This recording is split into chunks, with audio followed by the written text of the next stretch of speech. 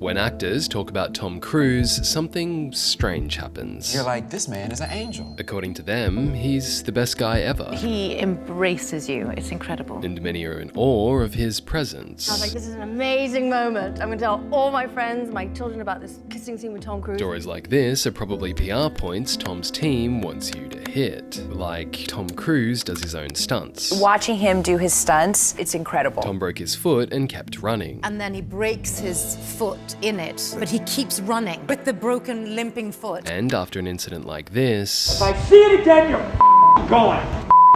Tom Cruise is polite. His incredible manners, he's so gracious and so polite to everyone. But when you hear these people, it's almost like there's someone standing behind them saying, Tell me you like my hat. I'm not wearing a hat. Say it! I've earned this! I've done well! This is how Tom Cruise built a life of maximal control. But it's also a story about the people who hold power over him. Everything you've ever said is written down and videotaped. The story of Scientology, secretly recorded tapes.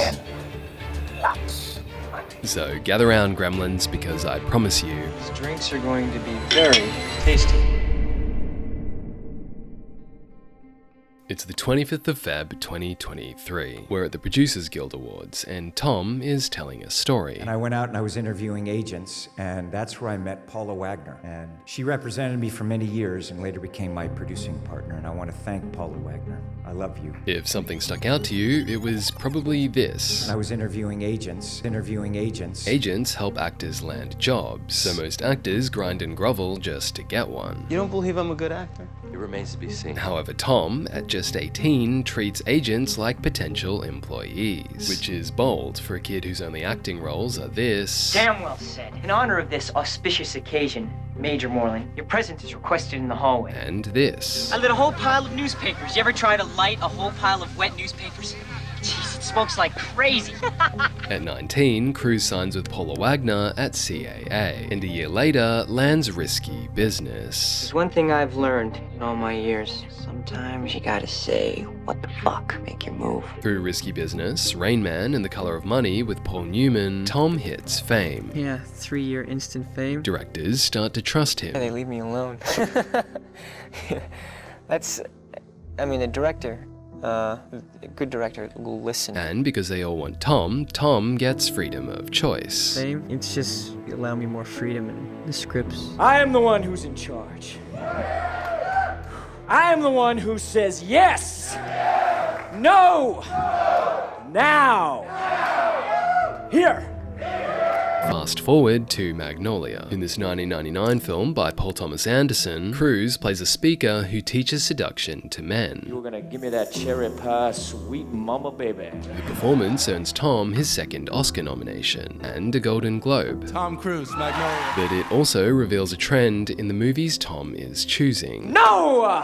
You will not win this game! 5 of Tom's 9 films in the 90s feature extreme environments that the characters struggle to leave. In The Firm, a law firm stalks, blackmails, and kills associates who try to expose its shady deals. In A Few Good Men, questioning orders, even illegal ones, makes you a traitor. In Interview with the Vampire, immortality is sold as a gift, but becomes a prison. Cruise survives a cult in Eyes Wide Shut. You will kindly remove your mask. And the conference in Magnolia, Seduce and Destroy, first acknowledges the pain of its attendees. I say I do not want to take it anymore. I will not take it anymore. Before offering a paid solution. I want you to turn to page 18 in your blue booklets. Even Mission Impossible follows an elite group that saves the world using knowledge only it has, which aligns with Cruise's outlook. Being a Scientologist, when you drive past an accident, you know you have to do something about it because you know you're the only one that can really help. In the 90s, Cruise explores control in movies, but later success grants him similar control in life. He sets this condition for interviewers. Why then was it a condition of me talking to you today that I had to spend quite an intense 4.5 hours in the Church of Scientology here in Los Angeles?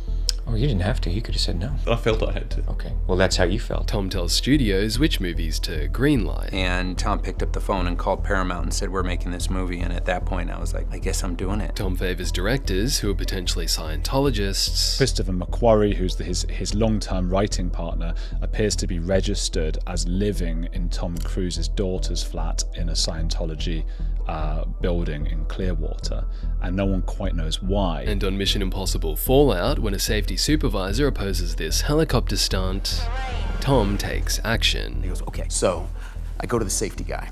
I tell him this is what I'm gonna do. The safety guy says, you can't do that. He goes, that's too dangerous. And I'm like, and he goes, so I get another safety guy. In December of 2020, Tom then becomes the safety guy on Dead Reckoning Part 1. When 2 crew members gather by the monitors, they risk shutting down production a third time. And Tom isn't happy. You're back here in Hollywood making movies right now because of us! Because they believe in us and what we're doing!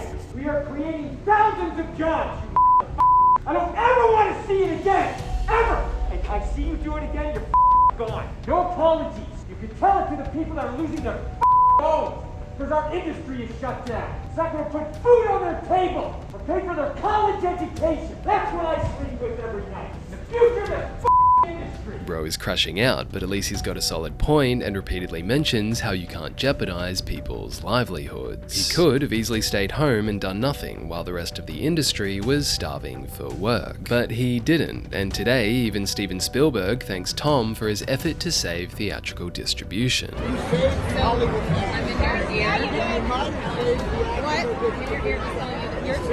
Today, Tom seems like one of the few stars who actually cares about the audience experience. It truly is the honor of a lifetime. And who treats the audience as his boss. I want to thank all the audiences for whom I serve first and foremost for allowing me to entertain you. I'm not for 1 second going to complain about my life because I've got it fantastic. This leads many to believe Tom Cruise is the last movie star. The last movie star. Last movie star. The last, genuinely exciting movie star that, I would go and see a movie with him in it at this point. However, like all giant stars, which are in a constant struggle between gravity trying to collapse them and their internal heat trying to inflate them. Tom Cruise now nears the end of his lifespan. And when big stars die, they go out with a bang.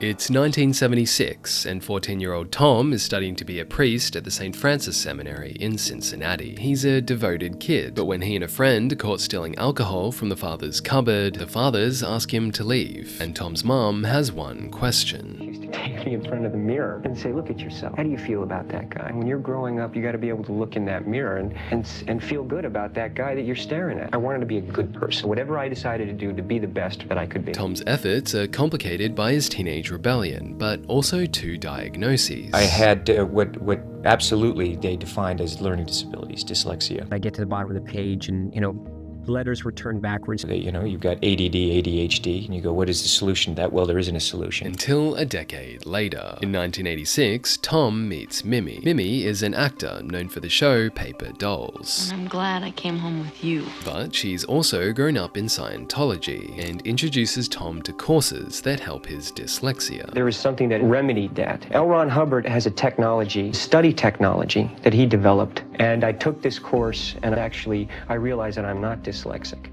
And it has changed my life in that regard because I am now able to study and learn at such a rapid, high rate. And my comprehension is absolutely incredible. Within 18 months of becoming Mimi Rogers' client, Cruise and Rogers marry, and Tom joins the Church of Scientology. We're going to be great. The spiritual journey in Scientology is called the Bridge to Total Freedom. On this bridge, you start as a pre-clear, undergoing auditing interviews to clear yourself of mental and emotional trauma, known as engrams. You're given basic things, basic courses, basic communication skills that you're taught. And I'm telling you, you go out on the street after you do this stuff, and you're more effective in handling life. Once clear of engrams, you then progress to higher spiritual levels, known as operating thetan levels. From OT1 to OT8, at each level, you unlock increasingly confidential information, like the story of the intergalactic ruler Xenu, which is revealed to Tom at OT3. The Galactic Confederation is 80-something planets in the Milky Way, and Xenu was a dictator, an overlord for either one of these planets or the whole system, and they had a population problem. And Xenu was like, we need to get rid of half the people. So we loaded them up on space planes, flew them to Earth, blew them up with hydrogen bombs, and these disembodied spirits of these people that got blown up have just been blown in the wind here on Earth, and they stick to bodies. Like a bunch of fleas.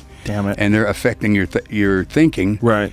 and your personality, and the idea on these upper levels is to get rid of all of them. Nobody's ever done it. When Tom Cruise learns this, he's allegedly not taken by it. I just can't do it anymore. I want to go away. In 1998, he steps back from the church to focus on filming Eyes Wide Shut in London. If you say a single word, there will be the most dire consequences. While filming, however, Tom is visited by Marty Rathbun, Inspector General of Scientology's Religious Technology Center. Rathbun, acting under the orders of Scientology's leader, David Miscavige, the undisputed dictator of Scientology, urges Tom to return to the church after production. Thank you, sir. Tom does, and Marty personally takes over Tom's auditing sessions. However, years later, Marty reveals that by order of Miscavige, many of those sessions were secretly recorded by a well-concealed video camera and voice recorder. Marty was tricked into thinking it was for the purpose of having the case supervisor check up on the quality of my delivery. However, he writes, I was also required by Miscavige to write reports on the content of every session and send them directly to Miscavige. I was told by him that he needed to know because recovering Tom to Scientology was the most important mission possible. But my suspicions about DM's real purposes for recording Tom's confessions have been confirmed as warranted. I have recently learned from a very reliable witness that Miscavige would read Tom's overts and withholds from my reports to others, joking and laughing about the content of Tom's confessions. I unilaterally decided to stop recording sessions in Feb 2002, on the basis that it was simply unethical to record him for no apparent purpose and without his knowledge. Wake up, Tom. It's not too late, though time is getting very, very short. What Tom reveals in these audit sessions isn't public knowledge, and neither is if or how the recordings are used against him. But from this point on, Tom's loyalty to Scientology is unwavering. Without it, I wouldn't be where I am. I'm very proud. When Germany refuses to legitimize Scientology in 2003, Tom convinces the Bush administration to oppose the non-recognition. In 2005, Tom lobbies France to do the same. In 2006, David Miscavige is Tom's best man at his wedding, and Tom raises Scientology with potential collaborators. He said, if you let me just tell you what it was really about, you would say no fucking way. Tom also toes the line on core Scientology causes. I think it's appalling that they drug children. I think it's appalling that they say that there are no solutions for those things. I think it's appalling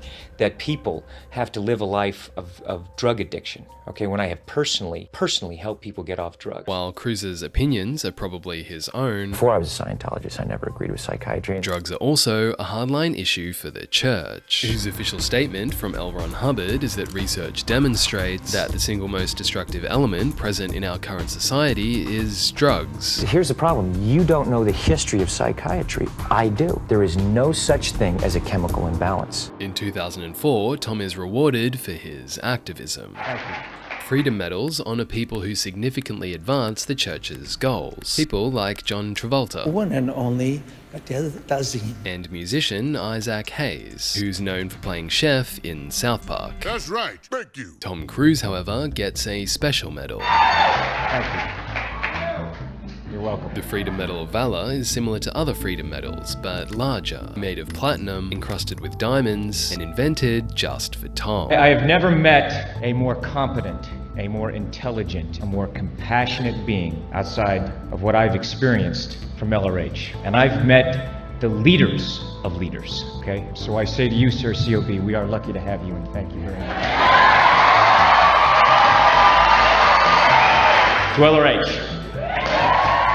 To show how big a deal Tom's medal is, this is Scientology's other major award system, whereby donors unlock statuses when they hit specific totals. For $25,000, you become a Crusader. $1 million earns you Gold Meritorious, and $360 million, reached only by Bob and Trish Duggan, got Platinum Patron of Legend with honors made just for them. Show me the money. Only two custom awards exist, one for $360 million, the other for Tom, which hints at Tom's value to the church, and reveals the other reason why he'd stay. When people say Tom doesn't leave because they have information on him or John, that's not the reason. The amount of power they receive from this church is like nothing in Hollywood. Scientology grants Cruise a personal staff, the head of which in 2002 is a craftsman named John Brousseau. John is put in charge of a complete overhaul of Tom's house in Beverly Hills. I was the technical guy, directing people, getting the irrigation fixed, the windows, doors, gutters, even the light bulbs. He also makes sure the servants knew what they were doing. It's not your job to bump into Tom in the hallway. Make sure everything's right, but be invisible. You had to be there with a salt shaker before he even realized he needed it. In this relationship, Tom paid for everything, but he didn't pay the Sea Org staff. Brousseau and the others who worked on Tom's vehicles and properties were paid about $50 a week by the church, though their hours could reach $100 a week. This leads Brousseau to escape Scientology. However, when he does, he actually empathizes with Tom. The only thing I have against Tom is that he accepted this shit. Miscavige would throw Tom Cruise under a bus in a minute, but Tom thinks Miscavige is the greatest person in the world. He worships him like a god. I just want Tom to wake up. Even in my dreams,